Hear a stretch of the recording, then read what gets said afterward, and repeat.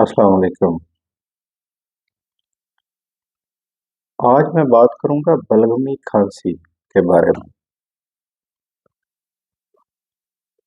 जो भी मरीज स्टोर पे आता है उसकी आते ही डिमांड होती है कि उसे खांसी है और वो एक खांसी का शरबत लेके चला जाता है। देखें, खांसी का शरबत जो है वो एक पार्ट ऑफ ट्रीटमेंट, खांसी की बीमारियों का एक इलाज तो है, लेकिन ये मुकम्मल इलाज बिल्कुल नहीं है। दरअसल खांसी के पीछे जो बीमारियां होती हैं, जैसे नमोनिया है, टीबी है, दमा है, एलर्जी है, जब तक उनकी तशखीस नहीं करवाएंगे तो सिर्फ खांसी का सिरप पीने से कभी खांसी बेहतर नहीं होती। पहले खांसी की, क्योंकि खांसी भी एक अलामत है, चाहे खुश्क खांसी है चाहे बलगमी खांसी है, ये दोनों बीमारियां तो नहीं है, ये तो अलामात हैं। और अलामात के पीछे वजूहात जो होती हैं वो असल बीमारियां होती हैं जिनकी तशखीस और उनका इलाज करना होता है। तो बलगमी खांसी के बारे में ये जानना बहुत ज़रूरी है कि कितने दिन तक हम सिर्फ खांसी का सिरप जो है वो इस्तेमाल करें, और अगर उतनी देर में खांसी ठीक ना हो तो फिर डॉक्टर से उसकी तशखीस करवानी ज़रूरी हो जाती है।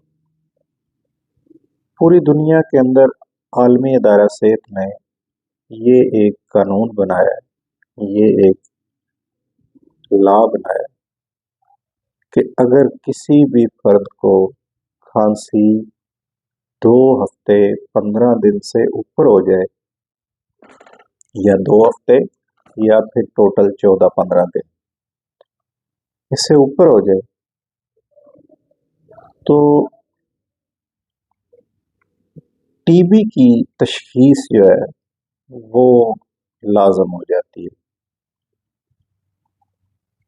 इसलिए अगर आप खांसी का कोई भी सिरप पीते हैं, बाज लोग एक सिरप पीते हैं और फिर आगे कहते हैं डॉक्टर साहब इससे अच्छा सिरप दे दें, इससे खांसी ठीक नहीं हुई, तो सिरप बदलने से खांसी ठीक नहीं होगी।